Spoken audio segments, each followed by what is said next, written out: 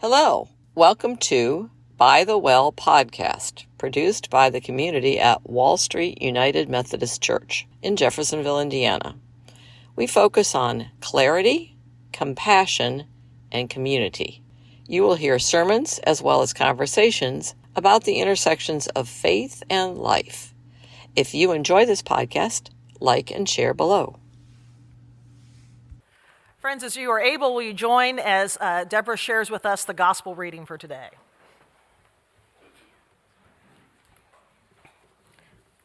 Luke 9:28 through 43. Now, about 8 days after these sayings, Jesus took with him Peter and John and James and went up on the mountain to pray. And while he was praying, the appearance of his face changed, and his clothes became bright as a flash of lightning. Suddenly they saw two men, Moses and Elijah, talking to him. They appeared in glory and were speaking about his exodus, which he was about to fulfill in Jerusalem. Now Peter and his companions were weighed down with sleep, but as they awoke, they saw his glory and the two men who stood with him. Just as they were leaving, Peter said to Jesus, "Master, it is good for us to be here. Let us set up 3 tents, one for you, one for Moses, and one for Elijah," not realizing what he was saying. While he was saying this, a cloud came and overshadowed them, and they were terrified as they entered the cloud. Then from a cloud came a voice that said, "This is my son, my chosen. Listen to him." When the voice had spoken, Jesus was found alone, and they kept silent, and in those days told no one any of the things they had seen. On the next day, when they had come down from the mountain, a great crowd met him. Just then a man from the crowd shouted, "Teacher, I beg you to look at my son. He is my only child." Suddenly a spirit seizes him, and all at once he shrieks. It convulses him until he foams at the mouth. It mauls him and will scarcely leave him. I begged your disciples to cast it out, but they could not.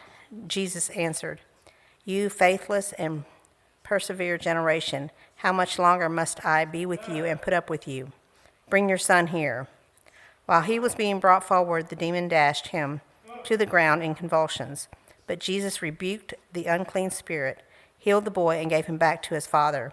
And all were astounded at the greatness of God. The word of God for the people of God. You may be seated.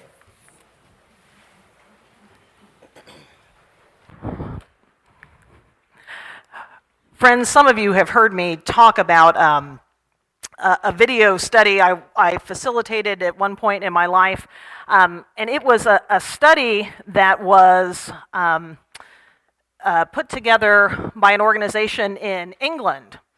And they had theologians of every stripe, Orthodox, Catholic, bunch of different Protestant denominations, Church of England, Methodist. And they talked about the Apostles' Creed, right? And so it was a teaching on the Apostles' Creed. Now, you heard me say that it was from the UK. So every theologian was British and spoke with a British accent, which immediately makes everything they said 100 times more interesting and absolutely meaningful and deep, right? That voice. So they got to the point where they were talking about the concept of the Trinity. And so all of these very learned men, theologians, were sharing their understandings of the Trinity, trying to explain it, in great detail and in great variety. And then they got to the Orthodox priest. And this man had luxurious white hair, snow white hair, parted in the middle, long down to his shoulders, beard probably down to his belly button. And this man said, and I'm not going to try the British accent, but just imagine it, about the Trinity: sometimes we must simply stand in awe before the mystery of God. And that was all he said. The story of the Transfiguration is one of those moments. Now, we try to teach it, we try to explain it, But it is, in fact, one of those moments when we probably should simply stand in awe before the mystery of God. Because when we try to explain it, and we could go through, and I could tell you what the differences are between Luke's depiction of it and Matthew and Mark's description of it.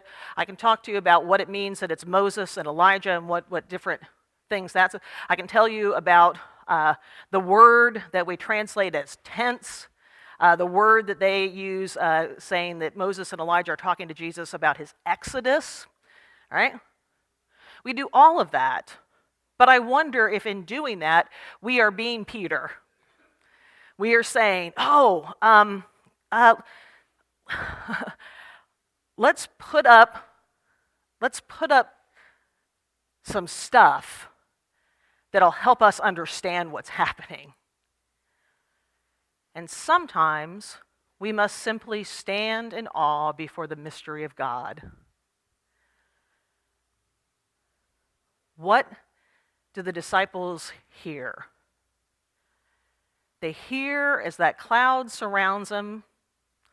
They hear the voice of God say, "This is my son, the chosen one, the Messiah." And what are they called to do?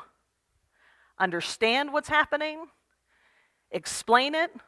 What are they called to do? What does the voice tell them to do? Listen to him. Listen to him. We come often to this time and this place wanting to see all sorts of glory, wanting revelations, wanting to understand. And hear me say that none of that is bad. That's a good thing. That's a very human thing. We are called to wonder and delight. We are called to stand in awe before the mystery of God. And then we are called to listen. We are called to listen. And so we have this mountaintop experience. We have these moments when it becomes clear that the response is to be astounded at the greatness. When it becomes clear that, it is worth listening to whatever this person has to say. And it is wonderful whether we try to understand it or not. And then what happens the next day? We go down the mountain. And everything is changed. Actually, Deborah, I think I've got that wrong. Because in what you read, when they got down from the mountain, nothing had changed. Nothing had changed. In the practice, right? People were still coming to Jesus for healing. People still needed to be healed. What has changed is a perspective and an understanding. If we do the thing we were called to do, which is to listen to Jesus. They come down from the mountain into a similar situation. I bet there was a crowd down there when they went up the mountain to pray. And I bet that crowd was looking for healing then too. And while Jesus is on the mountain, 3 of his disciples with him, the rest of the disciples are down on the plain with the people. And the people need healing. And the disciples can't do it. Now we can think again about a lot of reasons why that might be, right? And in some of the other Gospels, right, Jesus says, well, it's because this is an illness that requires prayer, and you didn't pray the right way, and so here's how we're going. But in this one, we don't know why. But for whatever reason, the disciples are not able to bring the healing that at least this one man is seeking.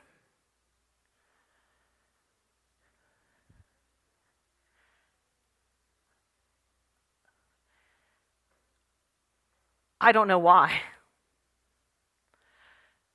I would say that healings in the Bible, right? Because the question often is, why isn't everybody healed? And healings in the Bible are glimpses of God's kingdom that is coming, but is not yet fully here, not even then. And those glimpses are the hope that beckons us forward, that allows us to move down from the mountain back into everyday life, and allows us, when nothing else has changed, for us to change. Because when we listen to Jesus, when we are healed, when we are transformed, we are then able to be people of healing for others. And so when we come back down to the plane and encounter people who still need help and healing, we can be people of healing. But are we stopping to listen? And are we walking into the world as people of healing?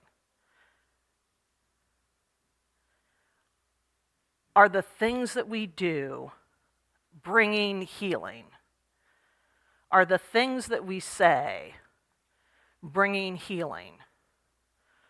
Or are we simply saying in the face of great need, I can't do anything about that? Sorry. Maybe you need to go up to the mountain where all the glory is. But the people were astounded at the greatness of God on the plain when Jesus healed. So we, in a few moments, are going to gather around the table of communion, which is, in addition to many other things, it is a place and a table of healing. It is a place where our relationship with God is healed, where our relationship with each other is healed, and our relationship with our neighbors and indeed all of creation is healed. But we come to the table as people who are carrying both mountaintop experiences and the aches of the plain.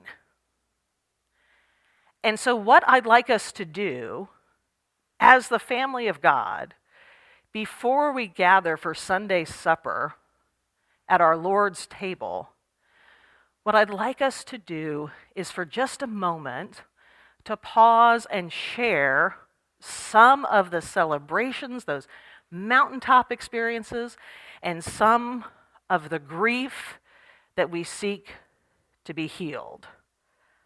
So I'd like us to start, as this scripture today did, on the mountaintop. And one of the things that we get to do today is to celebrate a member of our congregation who has been a longtime faithful member and continues to be a longtime faithful member who worships online. And that is Norma Hess. Today, friends in the sanctuary and friends online, today is Norma's 96th birthday. So friends in the sanctuary, would you turn around, look at that camera, and let's sing happy birthday to Norma, shall we? Becky, if you'd lead us. Happy birthday to you. Happy birthday to you. Happy birthday, dear Norma. Happy birthday to you. Hey.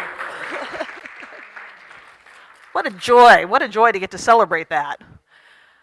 And today I'd also like us to celebrate a time when Wall Street has helped to bring healing to the world. Now, one of the things that Wall Street does every year is we participate in the Heifer Project, Heifer International, right? And so in December and January, our friend Laura sits outside the sanctuary, and you can come, and there's a catalog of animals that you can purchase to give to families all over the world, right? And this transforms lives all over the world. So I have asked my friends, Peyton and Harley, to help. So Peyton is going to go up to the mic. Harley is going to do the very important job. Harley, if you'd stand over here. And actually, I'm going to bring my thing over here so I remember. All right. Harley is going to hold this jar. He's doing great. Give him some encouragement. Yeah. And Peyton is going to share with us what the people of Wall Street gave this year in animals. So Peyton, if you would do that. 1 pig, 1 share of pig. 1 pig, 1 share of a pig. 5 goats, 4 shares of a goat. 5 goats and 4, hang on. My hands are shaking. Harley's are very steady. 5 goats, 4 shares of a goat. 2 heifers, 1 mating pair of a cattle. And heifers are young female cows, so they're cows who haven't had a calf yet, and then a mating pair. So we have 2 of those and a mating pair. 3 biogas stoves. If you've ever seen, these are really cool, biogas stoves, right? Go on to Heifer's website and see some of the videos about what those are. 3 biogas stoves. 2 garden seeds and seedlings. So those are packs of seeds or trays of the seeds and little saplings and seedlings. So I've got 4 little flowers there. Yeah, thank you. 1 food basket includes produce, dairy products, honey, and coffee. See, I love that the food basket includes what? Coffee, exactly. I think that's genius. Thank you, whoever gave that. So there's 4 things to represent those things. 2 hope baskets, rabbits, and starter flock of chickens. So rabbits, now I only have 2 beads in here to represent rabbits, though we know what might happen over the course of. And then a starter flock of chickens. 10 honeybee packages, box, hive, training, bees. Okay, so did you hear that? 10 honeybee packages, which include hives, right? Boxes, training, and bees. And how many did we give? 10 of those. Okay. Now you all got to hold on. Now this is the hard part, Harley. Hold it steady. Okay. When you come up for communion later, if any of these are on the floor, look out, okay?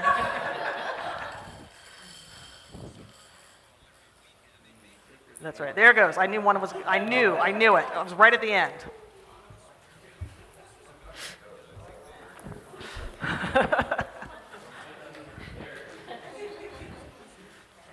Alrighty. 16 flocks of chicks, 10 to 50 chicks per flock. 16 flocks of chicks.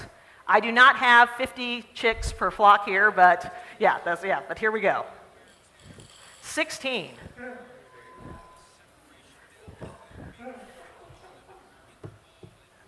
Wait. I'm going to be safe. There we go. Okay.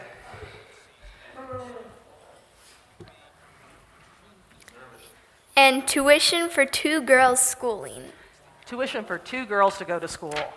I want you all to remember how blessed we are in this country because we have public education. In many places of the world, education has to be paid for by the families. And in places where those resources are tight, girls are often not sent to school because they're doing the work of caring for the family.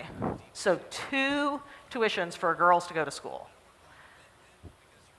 So friends, that's what you gave through Heifer International. We should celebrate the way that brings healing. Thank you both so much.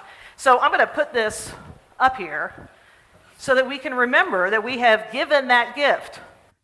But here's this wonderful thing about Heifer, is that they have a matching program. So what we gave has been matched 3 to 5 times. So what you have actually given, and I didn't have enough jars, Carla. So I have a couple bags. And I ran out of bee and chick beads. So that's what Wall Street has given in healing of the world, just through the Heifer Project. Thanks be to God. Thanks be to God.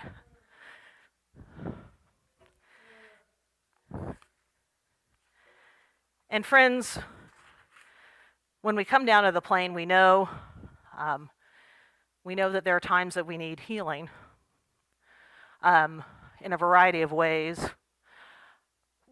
Here's what I'd like you to do. There's two things, two families I'd like you to pray for. The first is, let me take a minute. It's hard wrangling chicks and bees. A youth member of our congregation named Violet Fondrisi is having surgery tomorrow to remove a brain tumor. It was just discovered late last week, and so it has been a whirlwind couple of days for the family and for Violet. Violet is a senior at Jeffersonville High School, so is well known not only to our congregation but to our community, and has a tremendous support network, and her family is honored that part of the support network is this church. And they asked that we would be in prayer, starting from this moment, of course, but absolutely tomorrow during Violet's surgery. So we come in need of healing as we gather around the table.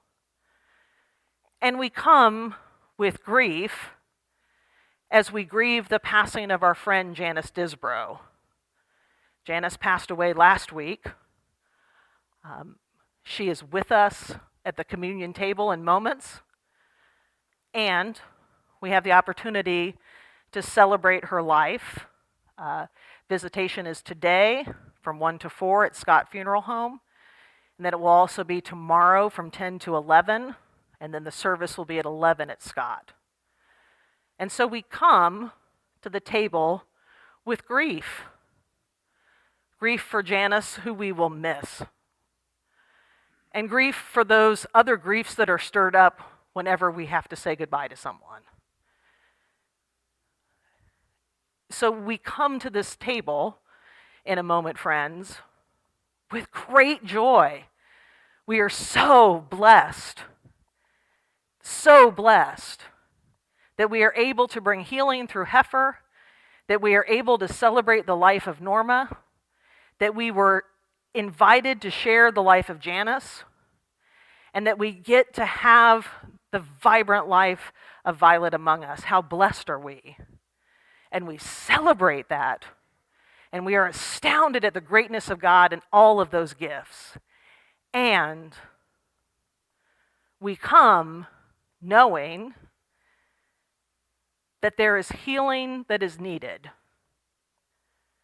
and that there are griefs that we carry, and that every one of us who comes to the table comes with all of those things in our heart and on our minds. So sometimes we must simply stand in awe before the mystery of God and gather at God's table for strength, for comfort, for the mystery, and for healing. You have been listening to By the Well podcast from Wall Street United Methodist Church. Thank you for being part of our community. Just a reminder to visit us at wallstreetumc.org, and we invite you to like and share our podcast wherever you listen.